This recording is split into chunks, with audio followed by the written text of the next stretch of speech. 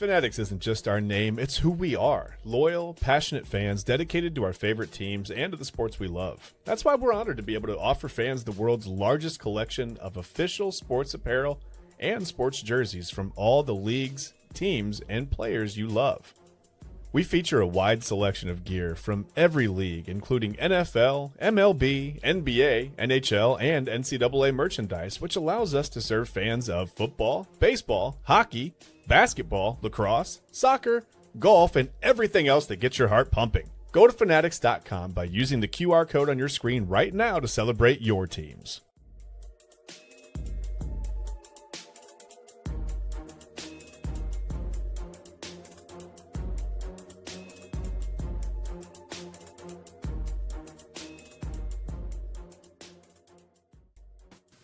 And with that, welcome on in to Inside Edge Primetime here.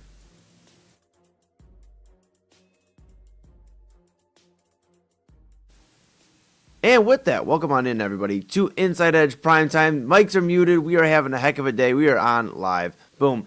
I don't know what's been going on with the intro video, but this is Inside Edge Primetime here on the Inside Edge Network. A beautiful video by Bryan, and then, of course, we just can't get on the screen. Here we are. Bryan to my right, your left. I am Eli Moon. This is Inside Edge Primetime here on the Inside Edge Network. Thank you so much for tuning on in here with us on this amazing Tuesday. Of course, you heard at the beginning, Fanatics, one of our great sponsors here on the Inside Edge Network. Make sure you go to the QR code, which is that way. Boom, that way. I got it today, Chad. Yep, you can see it there. Go there, get the link, and get some great stuff off Fanatics.com, some great jerseys, some hats. I got a great lid on right now. Mine's Eli Moon tonight, but I know there's some great Cavaliers hats out there. Some, if you're listening in Orlando, some Magic hats. Won't necessarily catch me wearing an Orlando Magic hat, but there are people out there, Chad, that will wear an Orlando Magic hat. Sure there are. And there's nothing wrong with that. It's just I'm not going to see many in Cleveland right now. Exactly. You know, and the Cavs obviously taking care of business. Currently, they're battling the Orlando Magic, a team that is a playoff team. We'll talk about that in a moment. First off, pal, how are you feeling? Good. It's Tuesday. It doesn't feel like a Tuesday. My week's all off, man. I don't know why. But yeah, I'm pretty good. I'm good, man. How are you? I'm doing good, man. I feel like the weather's been crazy for me. You know, I was just talking to you before the show, before we got on live, about how it was 80, like mid-80s basically in Texas.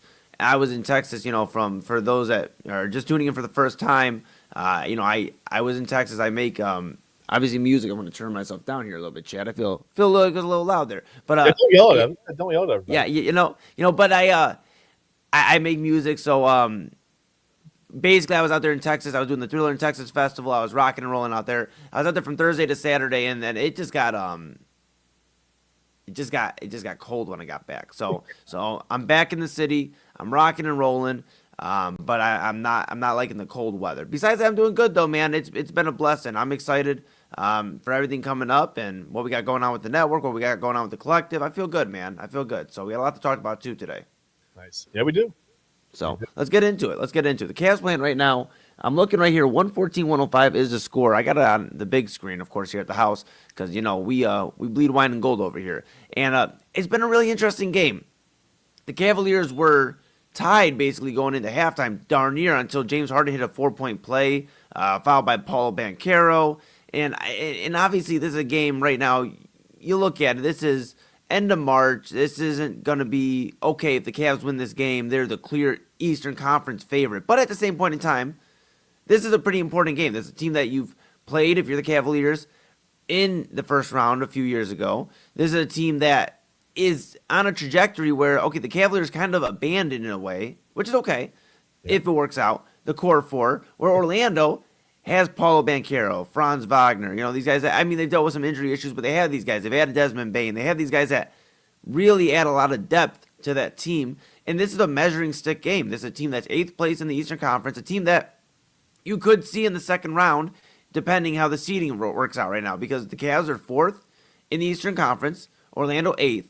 So if it works out where Orlando were to finish 8th, they get in, you know, obviously got to win the play-in tournament, whatever, and then you get into that matchup against Detroit, and they upset Detroit. Well, now you're looking at Cleveland versus Orlando. Yeah. And so this is a very real possibility that you're looking at a playoff matchup. So I think this is an important game, and it's been interesting to see a few things, Chad.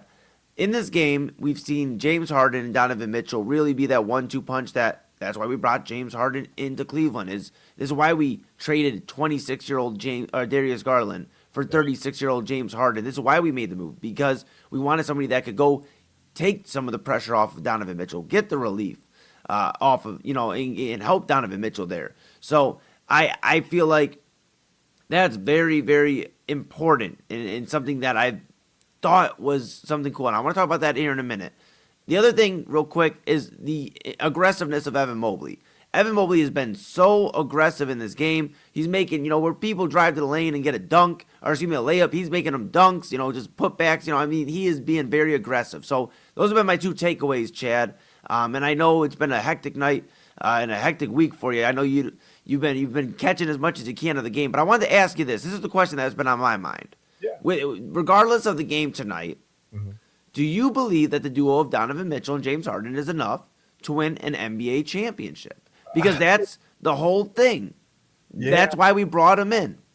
I was going to say, you really want to hope it is, because that was the reason for the move, right? That's why you got rid of Garland. But yeah, you hope it is. I don't know. We talked about how good of a job he's done with Jared Allen, especially. Maybe Evan Mobley is a part of that too. It seems like, like I said, Mobley, I think is 8 of 8 from the floor. Hasn't attempted a three, so I don't know. Obviously, some room to score for him without having to drop back and shoot some threes or whatever. But Harden is just passing. I don't know. With Mitchell's score, if Mitchell's healthy and Harden is healthy going into the playoffs, I would like to think that it's a pretty good 1-2 punch. It just depends on who shows up. You're gonna have to get some bench stuff. You can't roll with 5 starters all the way through the NBA playoffs, right? Like, you're gonna have to get production out of 8, 9, maybe 10 guys, right? Right. I think that's been kind of the knock on the Cavs in the playoffs in the past. Like, the rotation, it really shrinks down, right? Guys that you can really trust for like significant playoff minutes in certain series, especially against physical teams, and they're going to see that.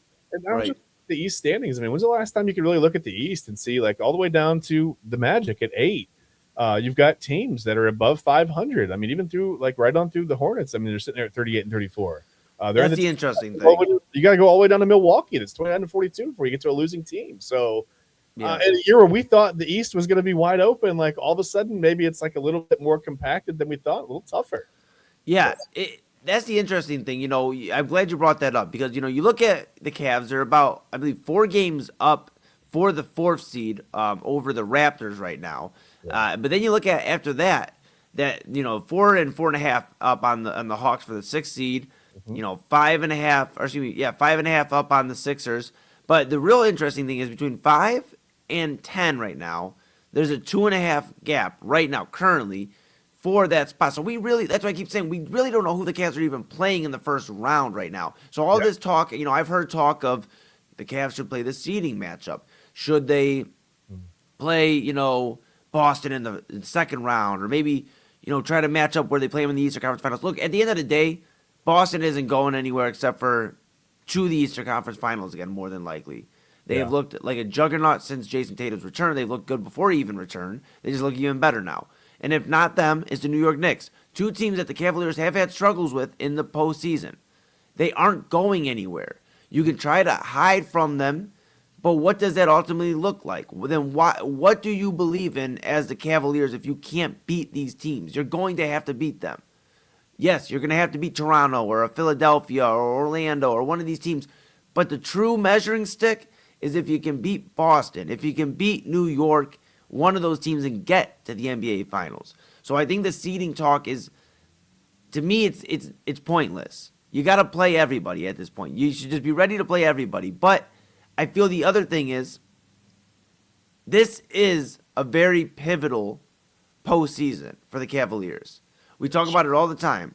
We talk about, they got to win an NBA championship. And obviously, I get the pleasure of producing Midnight Run on with Anthony Alford here on the Inside Edge Network. And I heard him talking yesterday, and he asked me about it, about the finals or bust concept for the Cavaliers. Now, Chad, I'm going to say here on Primetime, and all due respect, and I love my bro Double A, I don't think it's a finals or bust season or situation for the Cavaliers.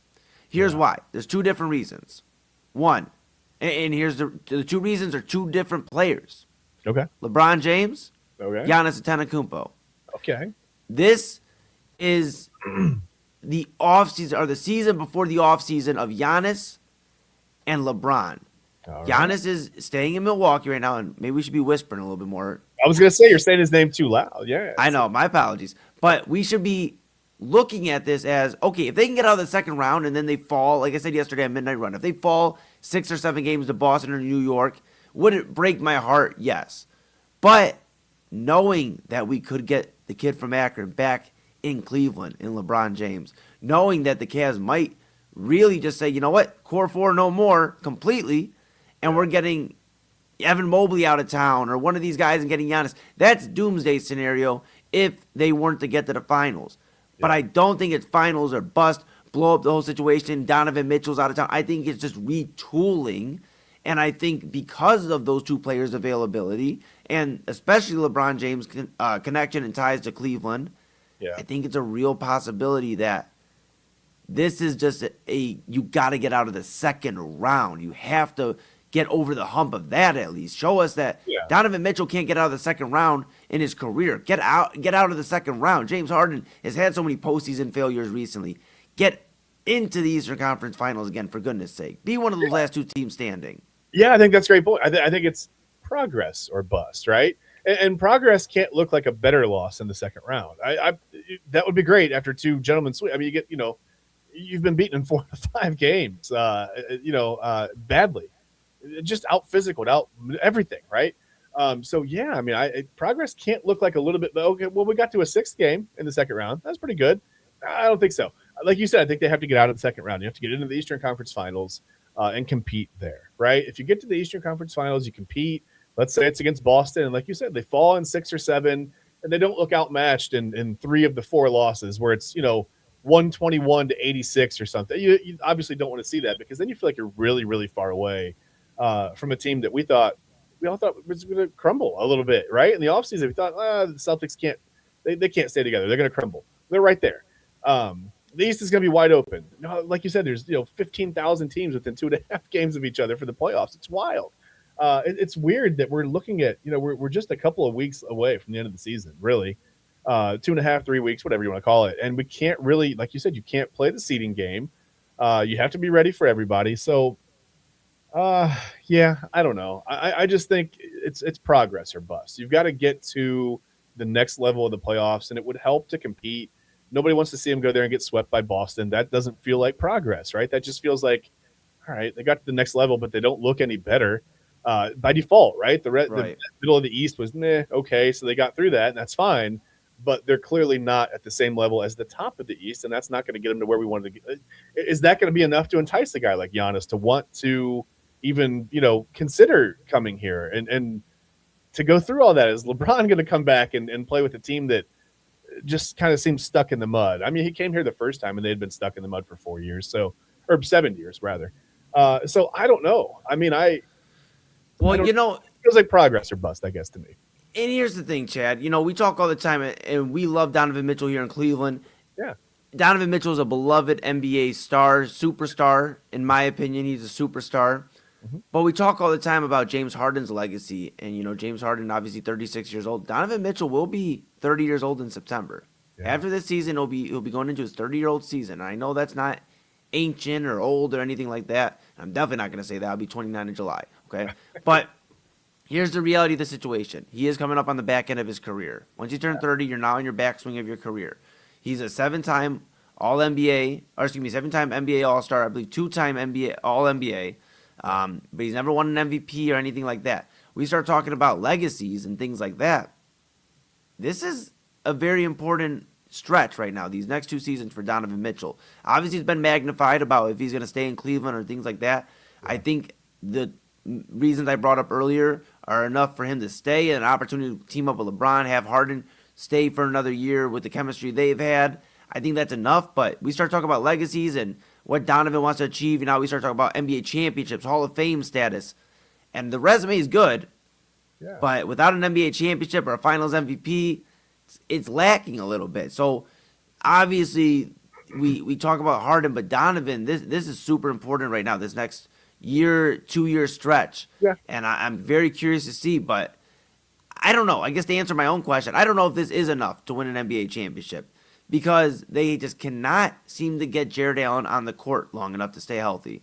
I mean, he's had a very rough stretch staying healthy, and if he's not going to be healthy, they're going to struggle against teams like the New York Knicks, like the Boston Celtics, but especially the Knicks.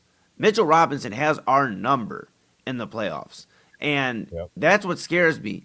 It's if Jared Allen's not there, they really don't have a presence. Now, granted, Bryan has been stepping up. He's having a pretty good game tonight too, but at the end of the day, you need Jared Allen out there.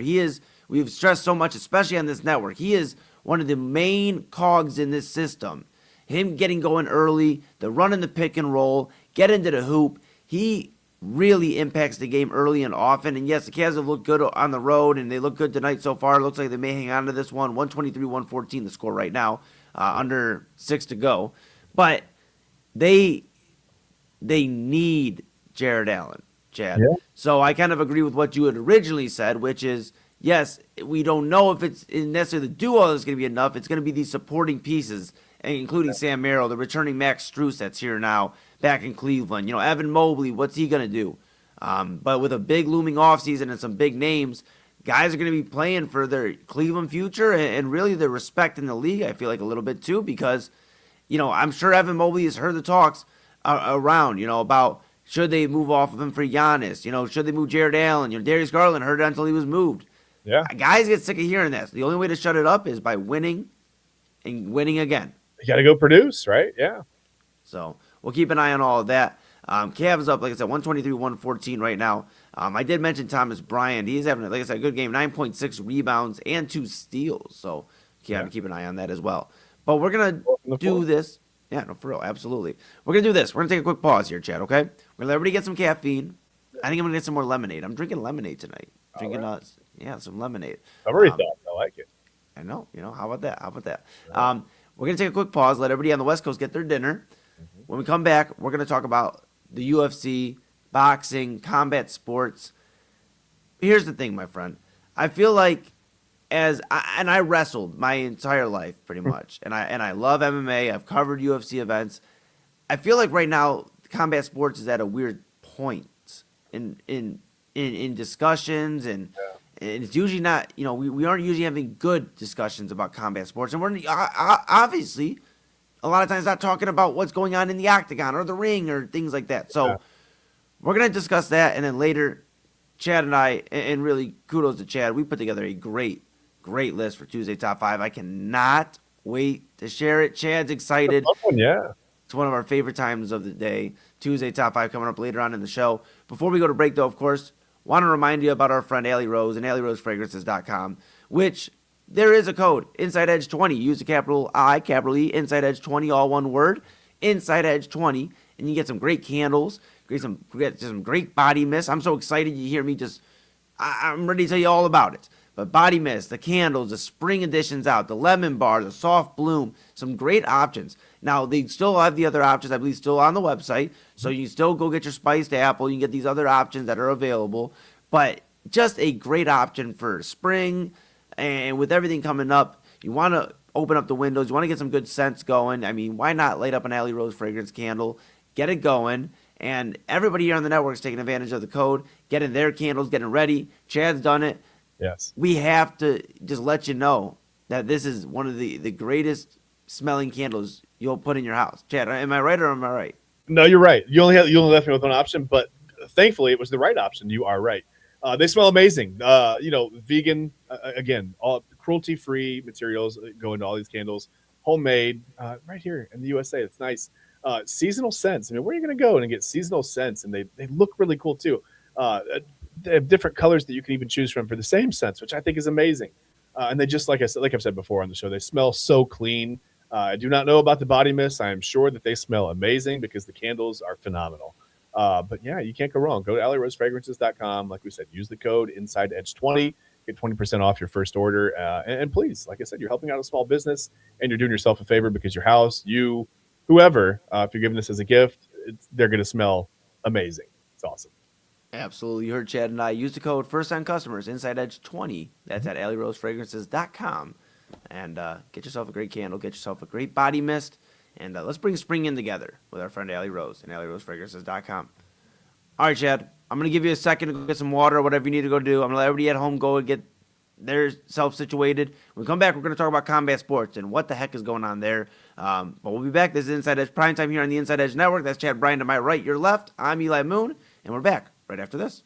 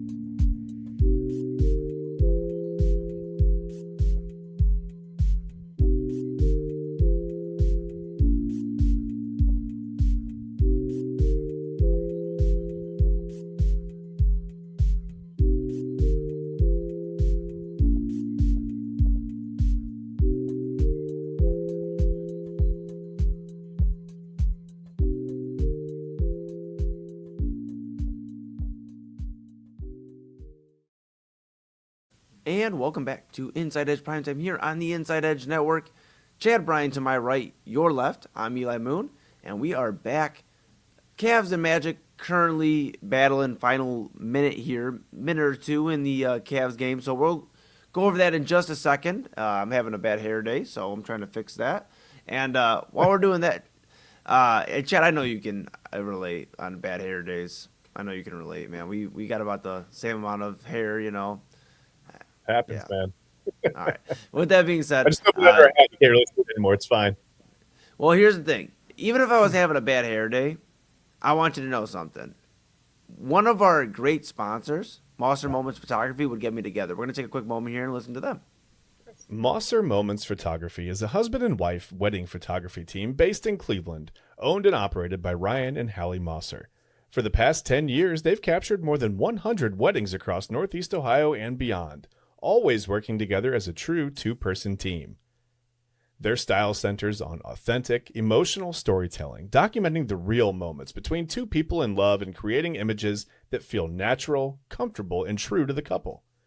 Rooted in Northern Ohio, but inspired by their travels, Ryan and Hallie bring a warm, personal approach to every wedding day. Their work blends experience, consistency, and a genuine passion for helping couples relive their best day through timeless photography. Learn more at MosserMomentsPhotography.com. All right, Chad, here's the thing. I know I'm going to be together if we get with Monster Moments Photography. I'm going to look great. I'm going to be good. I'm going to be put together. All right, look. So Yes. we're going to be good. All right, so that is, of course, our friend Monster Moments Photography, Ryan and Hallie Mosser. Ryan Mosser does a great job Sunday Sports Show with Chad Bryan and the Commissioner's Couch podcast with David Calhoun here on the Inside Edge Network. Make sure you stay locked in with Inside Edge Net on all the socials.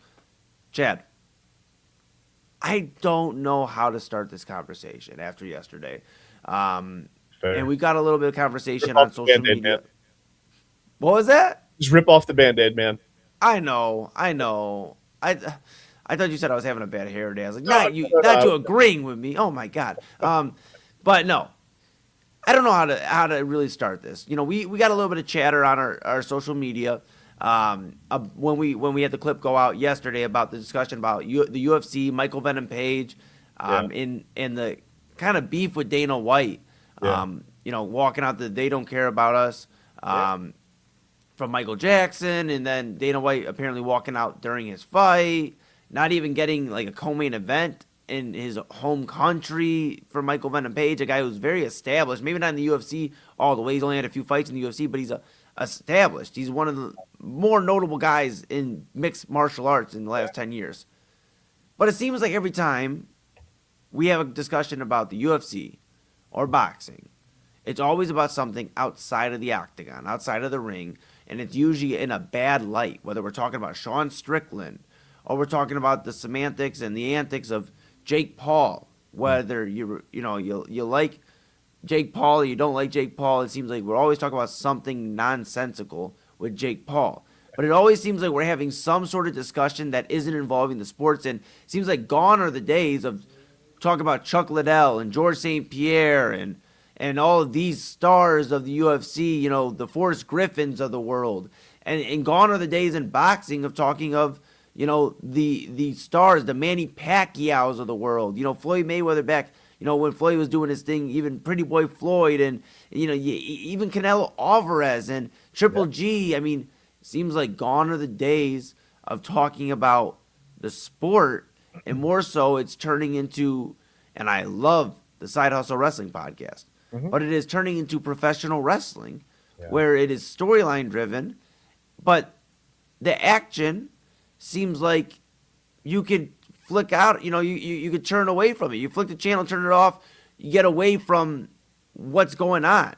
Yeah. But I'm telling you, there used to be a time where I would watch every Saturday. I'd be like, growing up, Mama, Papa Moon, please, can I get the UFC pay-per-view? Please, younger Eli Moon, please.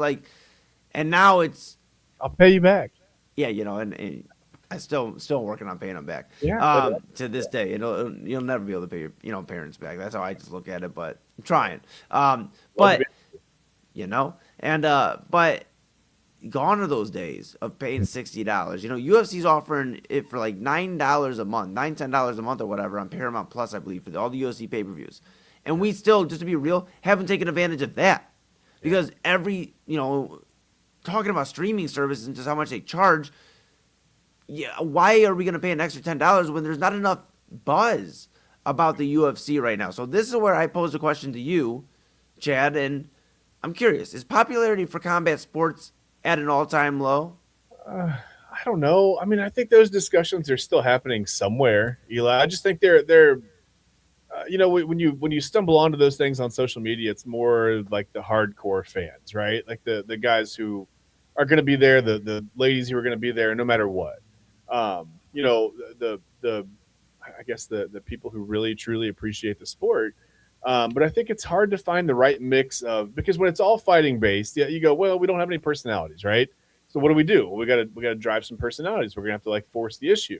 And then, like you said, it becomes dangerously, it kind of toes the line of becoming professional wrestling, which you don't really want to compete with. I mean, professional wrestling has a model that's worked for years and years and years and years. Mm-hmm.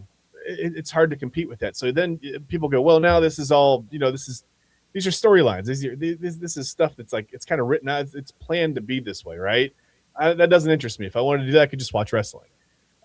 So you got to have the right mix. I mean, I think about the 80s and 90s all the time when we had really good fighters, right? I mean, I grew up watching Mike Tyson, Evander Holyfield, Riddick Bowe, many, many more. A lot of guys that just it's too many to name. I'm not going to name every fighter that I watched, but there was a reason to watch. You had some personalities. You had some different type of, people who clashed in the ring, people who just were really interesting matchups, really interesting draw. The way they fought, their styles went together well, and it was an interesting watch. A lot of these guys now, they spar together. They've fought each other 150 times, right? So they know each other, and you can see that they intimately know each other in the ring. Boom, they go out and it's like they lock, and that's it. It's 3 minutes of just them locking and whatever. There's no real action, right? Sometimes that happens.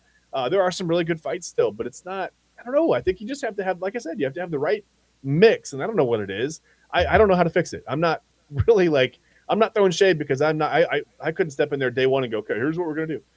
That's unrealistic to think that, but you've got to have the right mix of action, like actual fighting, right? You got to have you got to have great fighters, and then some of those guys have to have great personalities, and sometimes those two things don't always go together. So you're forced to kind of, I don't know, force it, for lack of a better word, right? You've got to write the storylines and make sure that the right fighters get to the top, and make sure the right guys are seen, the right women are seen, and in certain ways, and you got to set up, and then things feel,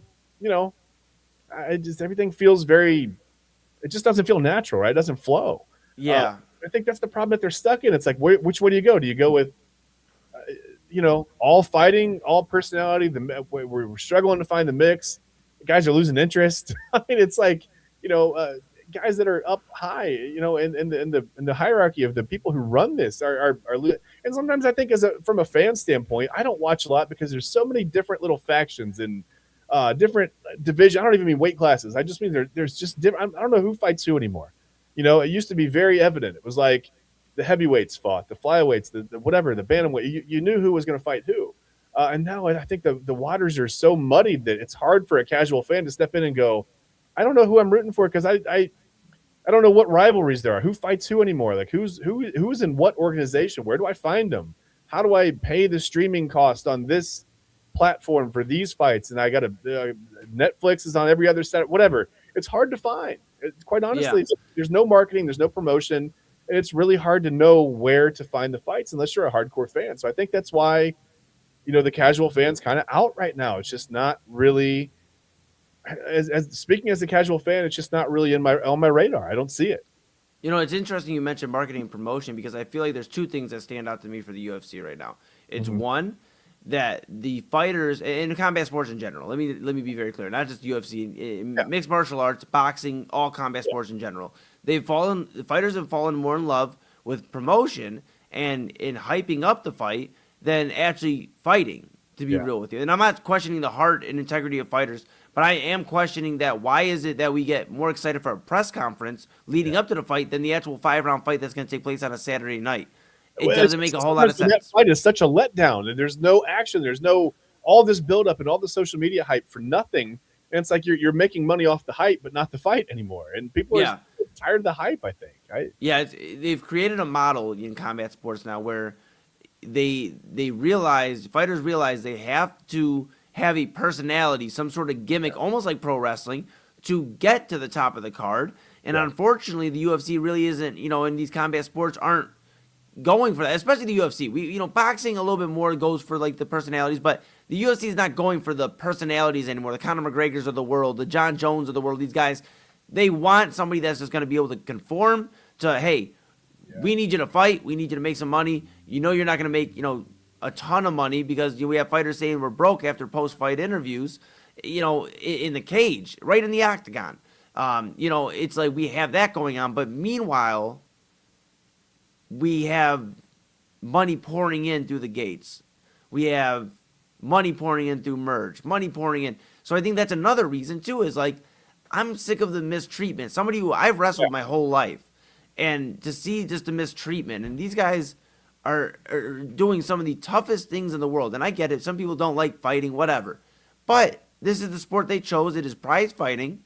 And they are doing what they love to do. And it's one of the toughest things to do is go out there and get punched in the face, kicked in the face, submissions, literally knockouts. Putting their lives on the line. I think exactly. Literally putting their lives on. I mean, anything can happen. And the thing that bothers me, like you said, the lack of just the poor treatment.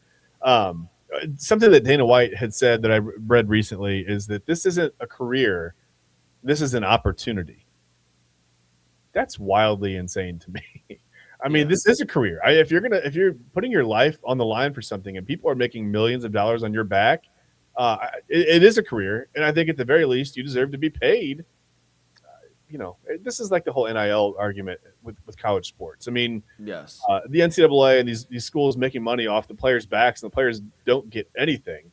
I understand the fighters do get paid, but I mean, listen, I'm not going out and picking up, whatever UFC video game there is right now and rushing into like tryout opportunity mode, right? Yeah, it's career mode. You want to have a whole career. You want to be like your legacy, your pay, how much you get. That's what's important. I mean, I don't know, whatever. I get it.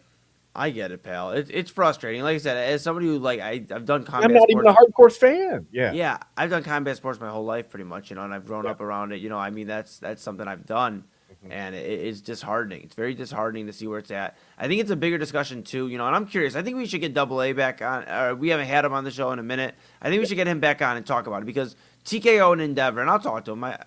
I'll see him later on tonight, so maybe we'll have a conversation off air and see if we can get him on the show, and maybe in a few weeks or something. But just talk, because this is a topic that isn't going away.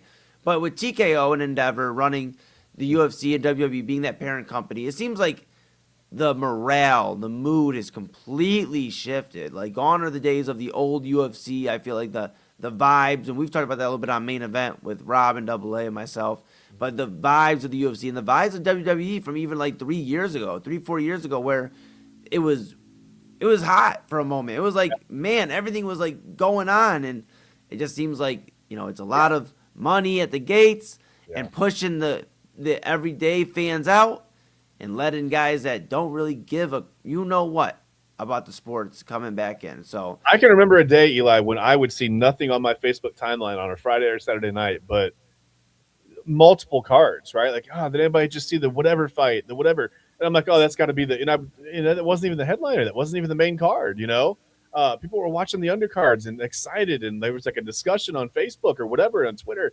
And now I barely see that. I don't see people I know posting on social media anymore. I feel like a lot of my, just a lot of my friends and acquaintances maybe they're casual fans too, and they've kind of fallen off. I think it's like a lack of, there's no draw right now. They're great fighters.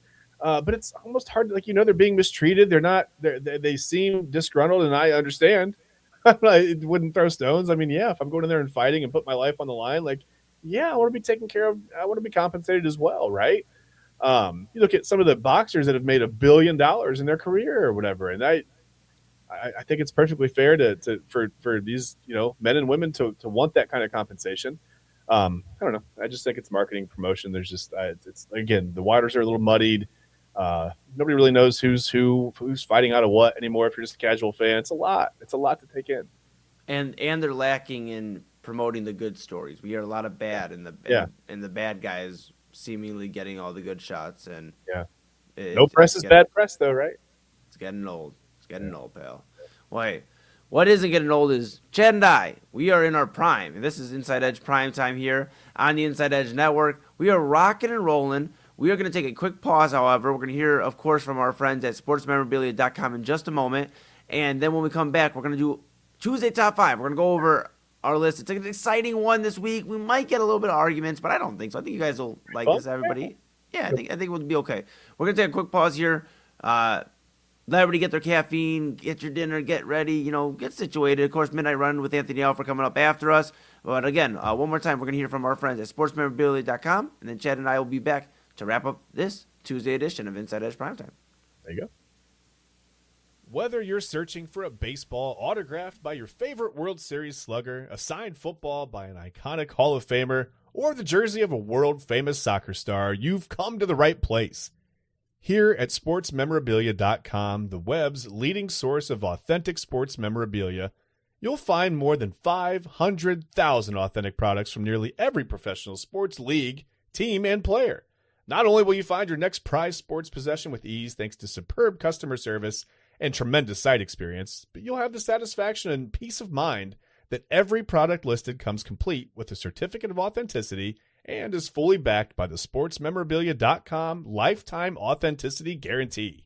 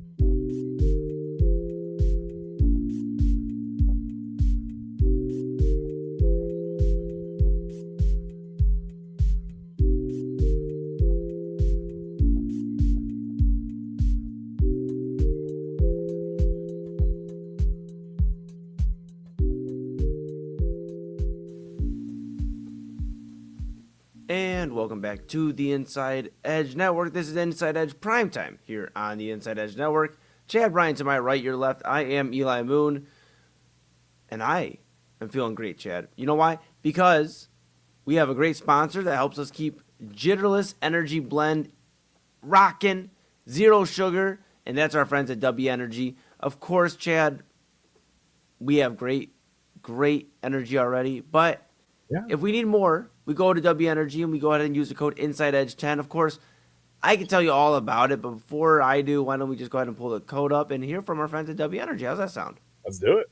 All right. Clean energy, bold flavors, no jitters. See why people won't shut up about W. Clean energy, no jitters or crash. Helps you lock in and focus. Over 15 absolute fire flavors to choose from.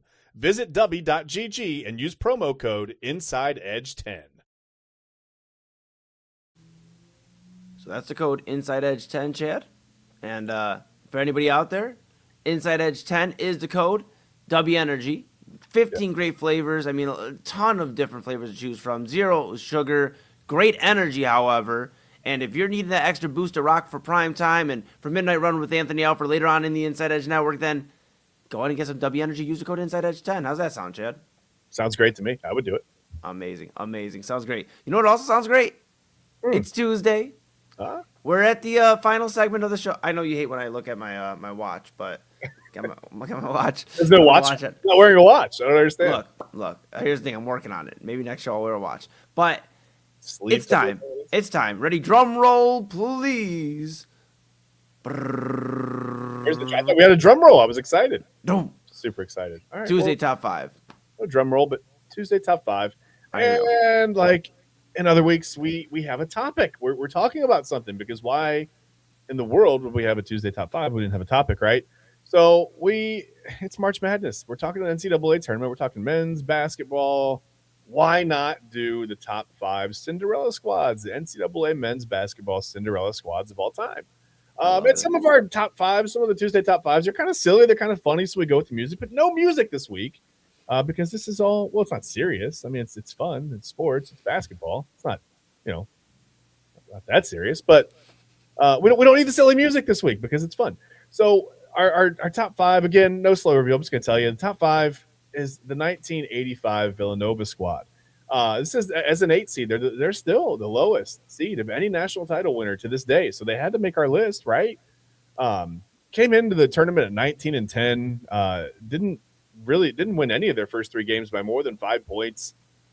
Snuck their way through. Just kept being a little bit better than people. Beat a Georgetown team in the national final that year that had Patrick Ewing, coached by Raleigh Massimino. This team, the 1985 Villanova squad that came in again 19-10 as an 8 seed, and won the national title. Eli, that's super impressive, Chad. And I mean, we see, when I think of Villanova, I think of Jalen Brunson and those guys, and Chris Jenkins. I think of other guys like that. But this 1985 team, I mean, yeah, incredible. Are they holding up bricks? I don't know. I meant to look into this picture. I wanted to get a little bit of clarification, because there's somebody with an extremely long arm.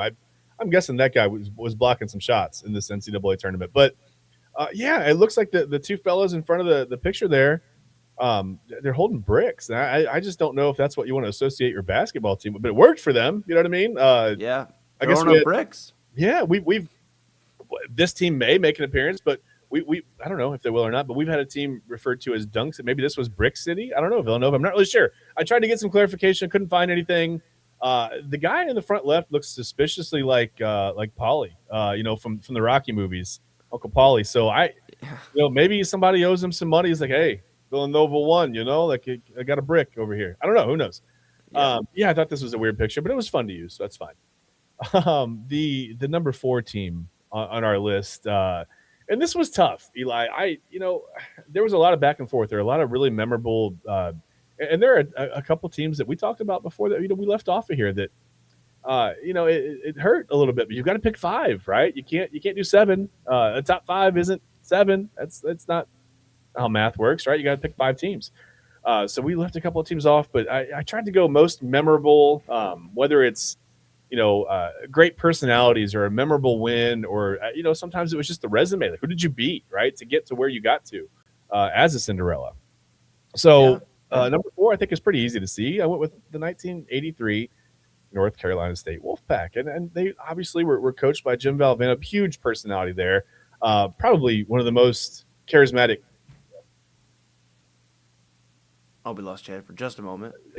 Which may seem a little bit high. I know that's not quite a Cinderella, whatever. You're like, well, they're a 6, but man, they beat some teams. Eli, they beat a Virginia team that had Ralph Sampson, okay, who would go on to be the number 1 overall pick. They beat a Houston team which had Clyde Drexler and Hakeem Olajuwon. Clyde Drexler was the number 2 pick in that draft, just before a guy named Michael Jeffrey Jordan, who ended up being okay at basketball. He was okay. Probably proved his worth as a number 3 pick. Maybe some people say, I don't know, if a couple of teams had it to do over, maybe they'd pick Jordan instead of Ralph Sampson and Clyde Drexler. But that's okay. That's okay. But that just shows you how highly thought of these guys were at the time. Obviously, Clyde Drexler had a great career with the Portland Trailblazers, but he wasn't Michael Jordan, right? So anyway, they beat those teams, and Jim Valvano, like I said, just one of the most charismatic basketball, maybe just the coaches of any sport of all time. And they won in a very dramatic fashion. If you remember, it was a tie game. The kind of the late last second eve, and the catch, and it ended up being an inadvertent alley oop or whatever to win the game. And I don't know, I thought that was really cool. Just against that Houston squad, the 5 slamma jamma, just all the fun stuff, right? The big win. I had to include the '83 Wolfpack. Yeah, had to. And you know what? You can't think of NC State in the history of NC State basketball without Jim Valvano and that team. I mean, in the historic put back, I mean, you see the 30 for 30. I remember watching the 30 for 30 on this squad, and it was so cool. And you think of the Wolfpack, they had that run a few years ago, or I believe they went to the Sweet 16 or the Elite 8. They made a deep run, but it really reminded me of the '83 squad, not entirely, but just the vibes. Like, okay, NC State's making a little run again. This is exciting, and yeah, I mean, they obviously weren't as far achieved as the 1983 squad, but yeah. You gotta think of NC State when you think of March Madness. You gotta think of Jim Valvano, the incredible speech, incredible guy, incredible team, and yeah, NC State. I don't have any problem so far with our list, Chad. You're doing pretty good so far, pal. Hey, I tried, but this is tough. Like I said, this is a tough one. It wasn't easy at all. So again, you didn't wait real quick before you get any further. I'm sorry. No, you're okay. But you didn't leave. You didn't put any teams that didn't win the national championship over teams that won the national championship, right?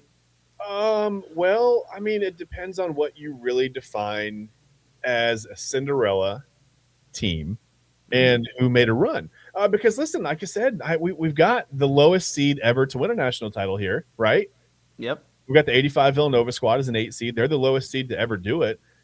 So yeah, we've got a couple teams on this list that did not win a national title because they had a memorable run, right? They were, regardless of winning the title, they were a memorable team. They had a memorable run. Something about their season, their run, their tournament, whatever it was memorable. And I think that fits actually for the number 3 team on our list. Do you guys remember Dunk City? Because, man, how much fun was that 2013 Florida Gulf Coast team to watch? They were a 15 seed. Eli, they were the first 15 seed to ever reach the Sweet 16 in the tournament's history. I thought that was worth something. Maybe not number 1. And again, you didn't necessarily have to win the national title to make it on this list. You just had to come out of nowhere, and you had to make a memorable run for your time and place. And I thought Florida Gulf Coast was just the embodiment of that. They beat, again, they're a team that beat Georgetown down kind of big, and then went on a really crazy run against Georgetown. It's just so memorable to me because of all the dunks. And I tried to catch that in the picture that I used here. But man, that was a really, really fun run, man. Florida Gulf Coast, Dunk City. I told you before the show, I swear somehow in watching them, their uniforms were in higher def than everybody else's uniform. It was wild. Something about them just stood out to me at the time. It was so much fun. So they had to make the list. I put them at number 3, Eli. I don't have any problem with that because I was rushing home to see any Florida Gulf Coast game, or if during I was in school, not to date myself, but I was probably a sophomore in high school, so I was finishing up sophomore year, yeah.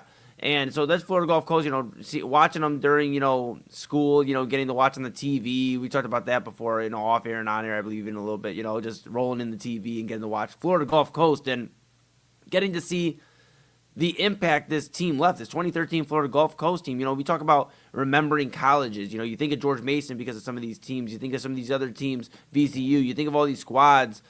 You think of Florida Gulf Coast because of this 2013 team, the dunks, the alley-oops, the crazy runs they went on in the 15 seed. So you know what? Okay, I get you, pal. I get you. 2013 Florida Gulf Coast, welcome to the top 3. Pure excitement, pure adrenaline, just a lot of fun to watch. Just fun, maybe a little bit ahead of their time, I think, possibly. Yes. You know what? And if they would have got it, maybe a little bit of a better draw. Maybe if they were like a 10 seed, who knows? But I mean, that's why it shapes out. That's why they're Cinderella squad. That's why they are a Cinderella. Otherwise, they would have been a front runner, right? They could be Gonzaga. So that's our next week. That's next week. Spoiler alert: front runner squads of the top 5 front runners, top 5 top seeds. Yeah, it's all Kentucky. It's very boring. It's nothing. Yes. Kentucky had a run. What are you gonna do? All right. So the next squad, the number 2 team on our Inside Edge Primetime Tuesday top 5. All-time Cinderella squads. It's a pre-Shaq LSU team. It's 1986 LSU, and I put them on here because they're the only 11 seed. Well, first of all, they're an 11 seed. They got to the Final Four. That's pretty amazing, right? They were the first 11 seed to get to the Final Four. They also became the only 11 seed to ever beat a 1, a 2, and a 3 seed in the same tournament. That was worth it to me. That elevated them to number 2. They knocked off Memphis State, they beat Georgia Tech, and they beat Kentucky. Speaking of Kentucky, in that order, actually, in the 86 tournament. So they went right through those teams, and those were really close games. They won by an average of less than 4 points per game in those 3 games. They ultimately went down to Louisville in the national semifinal and the Final Four. But, man, the 1986 LSU squad, first 11 seed to ever reach a Final Four and beat a 1, a 2, and a 3 in the process. I thought that was pretty impressive. So they're number 2 on our list.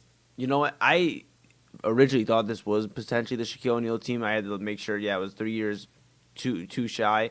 But I think this is really impressive. I think of teams that make these runs, and this LSU squad, you don't think of anybody that maybe stood out entirely as a legend of the NBA or anything like that. But that's what makes college fun, is like these legends. We just saw Robbie Avila of Avila. Oh my goodness, I'm so sorry. But Robbie Avila of St. Louis, he was at Indiana State, March Madness legend. I mean, you see these stories, and maybe he won't be an NBA star, but you just see these legends, and that's so cool to see. So shout out 1986, shout out LSU.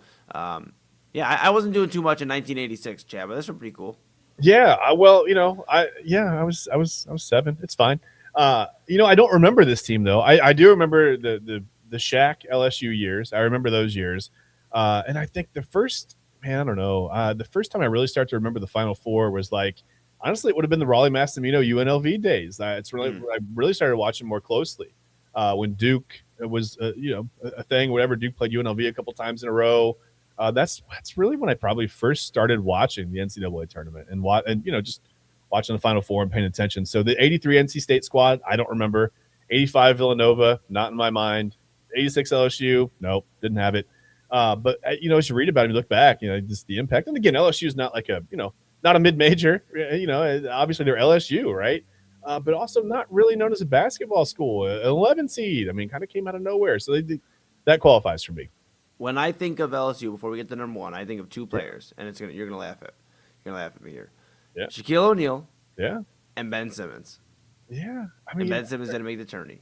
I think of Pistol Pete. It was a little bit before my time, but I think of Pistol Pete when I think of LSU. That's fair. How could I? As a basketball guy, that's actually like a foul. That was a foul by me right there. That's okay. Right. Well, you're young. You don't know any better. It's not your fault. You're whatever. Don't school me here. What's number 1, pal? Number 1. Don't ask me what number 1. I'll make me do stuff. And listen, this was actually this was the next 11 seed to reach a Final Four. Nobody had done so since those 86 LSU Tigers that we just talked about at number 2. So out of the 11 seed, out of that 11 slot, came in with a 23-7 record and shocked some people along the way to really a run all the way to the Final Four. 2006 George Mason. And this team was a lot of fun for a lot of different reasons. My godson's name is Mason, so I remember that was some fun for some of the family and friends. Hey, we're picking George Mason because Mason, right? It's just we talked about all the silly ways you can fill out your bracket. I don't think anybody had George Mason going to the Final Four, but it was a lot of fun to watch them And just that run was amazing. Who expected Georgia? I mean, I think that's really one of the first major underdog stories that I can remember of a team that just was like, who? You know what I mean? Coming out of nowhere and going all the way to the Final Four. That was a lot of fun. I wish we had more of that. I wish we had more 11 seeds going to the Final Four and, a 15 seed in the Elite Eight or whatever. It would be a lot of fun to watch. Yeah, it destroys your bracket. Hardly anyone calls these things. I doubt anyone had a perfect bracket up to the Final Four that year, but it's still a lot of fun, right? 2006 George Mason, so that's why they're the number one team on my Tuesday Top 5 Cinderella Squad list anyway. It may not be number one on yours, but let us know. No, we're with it. We're with it, man. I love it. And I think of 2011 VCU. We were talking about that. That's the only team that I felt like maybe should have made a list. Shaka Smart, and all of that. Yeah. But you think of the mid-majors and the runs. This George Mason squad in 2006 set the tone.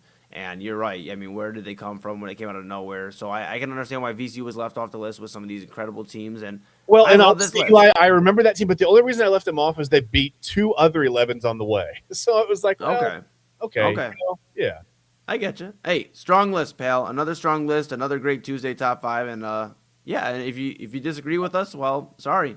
No, but if you do disagree with us, let us know. If you agree, let us know in the comments. And follow obviously on Inside Edge Net. This is a discussion. Actually, I don't. If you disagree, that's fine. It's a discussion I would love to have. I think it's a lot of fun to see different people's perspectives on some of these teams. It's all about when you started watching them, when you picked up, and how the Davidson teams with Steph Curry. I mean, not one teams, the one team with Steph Curry. I left them off the list, and there were others. I can't just. I don't know. I mean, others that caught my eye in some way, but didn't quite make the top 5. I'm looking at, like I said, Florida Gulf, Loyola, Chicago. They were fun, again, and had a ton of personality, but it was just when it came down to these smaller teams making the run, I was like, who'd you beat, right? If you beat a 1, 2, or 3 seat, whatever, that's pretty good. You left Sister Jean off the list. Jean off the list. Okay. I'm in trouble. I know. I'm in trouble. I'm going to have to go confess or something. I got to do something. Well, I get it. Let's put a bow on this thing before we get in any more trouble. Final thoughts here, Chad. Let's you want to lead the way with the final thoughts? Forgive me, Sister Jean. I have sinned. No. No, it's not that. Final thoughts. Again, just as we head into, I guess as we head into the Sweet 16 coming up here. When do they start? Everything's going on this week. We got Thursday. opening day. Yeah, opening day. Sweet 16 on Thursday. Big day for sports.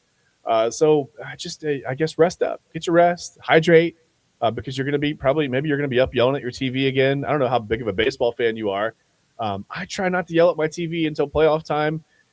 I'm a Braves fan. The Braves make it easy. Again, we'll start the season with at least 80% of the starting rotation on the IL. So that's super fun. But that, again, Eli, it makes it like you don't even have to really worry about yelling at your TV because the expectations are significantly lowered. So it's fine. It's whatever. That's my final thought. Rest up, hydrate, get ready for a lot of sports going on this week. We got opening day, we got Sweet 16 stuff. It's going to be a fun weekend. Hopefully your baseball team starts off 1-0, 2-0, 3-0, maybe around in first place. Everybody's got hope right now. Everybody has it. I love it, pal.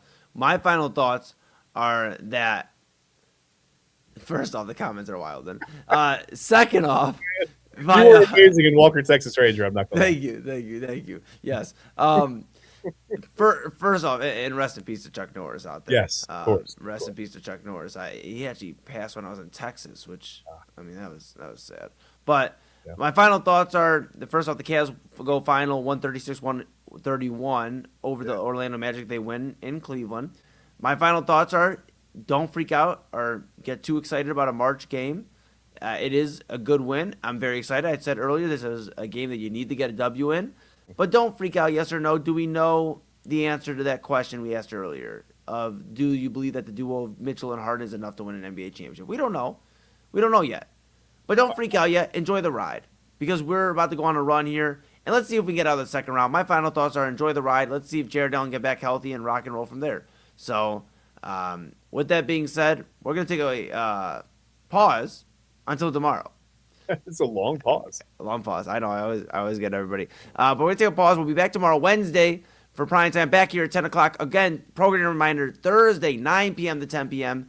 For prime time. We'll get you ready for the Guardians preview. We'll talk about some March Madness and all that fun jazz. And then, of course, we have a very busy weekend, and we'll talk about all that coming up here on the Inside Edge Network. Make sure you follow Inside Edge Net. Double A Anthony Alford will be with you from midnight to 1 a.m. And that's for Midnight Run with Anthony Alford. I'll be producing that, so make sure you tune on in. And, yeah, like I said, Chad and I will be back here tomorrow. So until then, I want everybody to have a safe rest of your night. Enjoy yourself. Have a great time. Stay safe. I already said it once, but say it twice. Very, very safe. Very Be safe. very, very safe. Yes. All right. That's Chad Bryan. You're dang right. That's Chad Bryan. I'm Eli Moon. This is the Inside Edge Network. This is Inside Edge Primetime here on the Inside Edge Network, and we'll see you guys tomorrow. Peace.